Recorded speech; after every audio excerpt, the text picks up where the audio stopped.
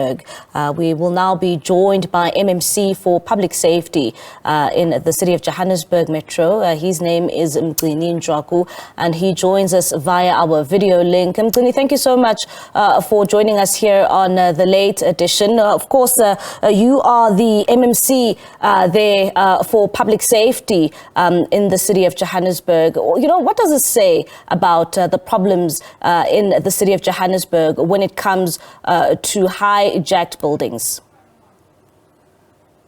Thank you very much, and good evening to your listeners. As you know that when we came into the department around February, March, we've launched what is called an Operation Manje Namhlanje that was dealing with the legally occupied the buildings. So when we did that, remember what we wanted was that to really renovate those buildings so that we can turn them into low-cost housing or to be the student accommodation.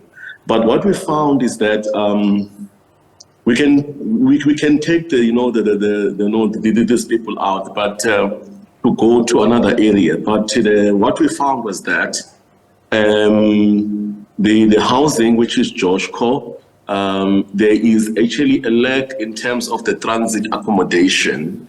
Because the people who have occupied those buildings, by law, you need to ensure that within a certain period, you must actually take them to a different accommodation. So that was one of the problems that I experienced. But even though others, what we did was to say, okay, this is the problem we're facing. We can't do a whole blanket approach. But what we need to do, we need to look at a case-by-case basis, an individual. Where are you working? How much money are you earning? And all of that. And we managed to not to be at odds with the law and also with the NGOs, which have litigated the city in many of those, their buildings. So what we did now is to implement a case-by-case basis where we relocate people one by one. And it has worked on a building, a metro center building. It's in Hillbrow. We've removed and actually relocated people which were staying in an 18-story building, which was also dilapidated. That has been condemned by the structural engineers. That has also been closed by the EMS. We've been doing a lot of raids in your Venin Court. There's a Casamea, which is notorious, and it's very dirty, filthy as well. It has been closed by the EMS.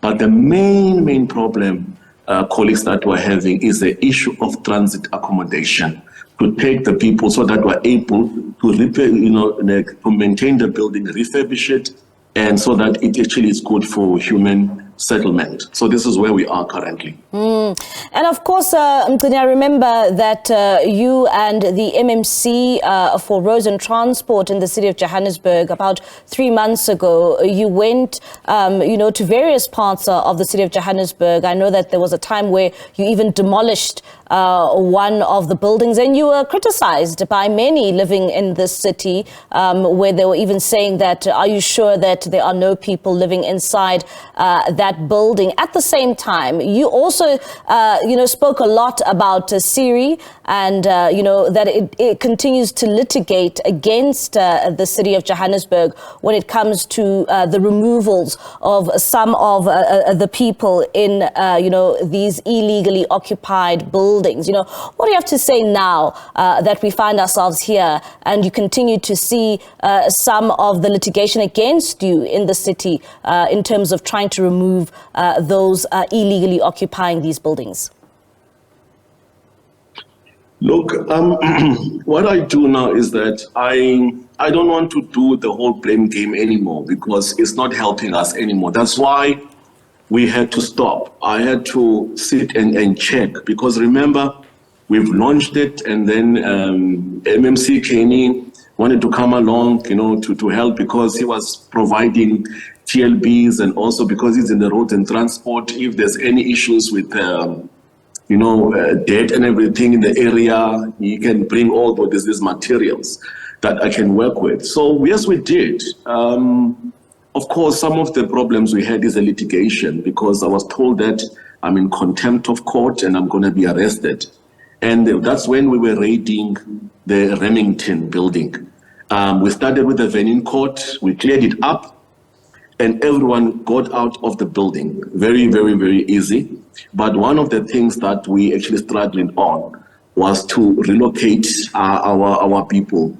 And then I said to them, look, it seems as if there is a problem in terms of the transit accommodation. We can't find it anymore. So I said, look, for now, there's nothing I can do. You can't stay outside, but we are going to find a plan in terms of how are we going to relocate you. So I thought about that. I put it on my book. We went to another one, Casamia. Casamia was very important and also very interesting because Joshua did an audit of those people and find that many people are there. The people were asked to leave because many of them could afford.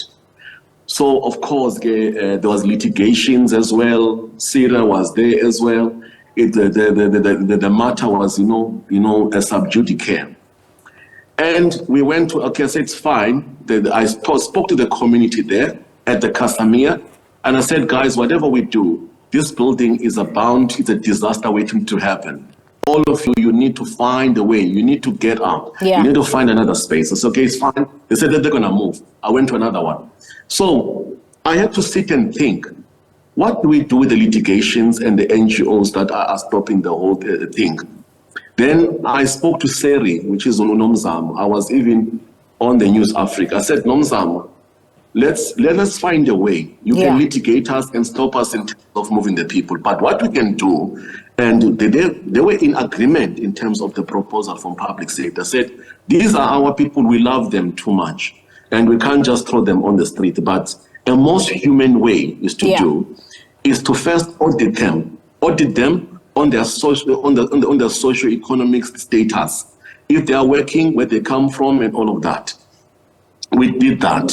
We said, we're going to go floor by floor and then identify. Yeah, so it seems as if here you are finding each other, as the NGOs, and you are trying to work together in the city of Johannesburg to try and resolve, this issue. When it comes to some of these buildings, like this one where we saw the fire, it is a building that belongs to the city of Johannesburg. What is the way forward, especially with the buildings that belong to the municipality? What is the way forward in terms of ensuring that they are safe buildings and that they can be occupied by those who actually are in need of them?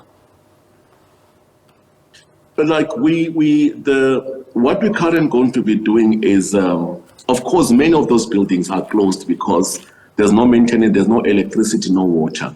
So we are going to implement this strategy. Number one, we have to go back again, do the audit and check who are the people out there and look at their socio-economic status. Number two, we're going to cordon them and control access because we want the people, after we've audited them, we know who are the people there. And then we start with the process of individually relocating them. And how do we do that? Is to look at the low-cost rentals in the city, which are available in Maboneng area and everywhere. We refer them to that. That's what we did in the other building in Hillbrook and cleaned it up. The one thing we have to do, a trick, is to make sure that after we audit, we put a city security tight and lock it up. And one by one, we move people and transition into the other area. That we're going to do at the immediate effect. Many of the buildings, to be honest with you, they are not in good condition. They've been condemned. They are not complying at all. All right, Mr. Tshwaku, thank you so much for your time. That is Mgcini Tshwaku, MMC for Public Safety in the city of Johannesburg.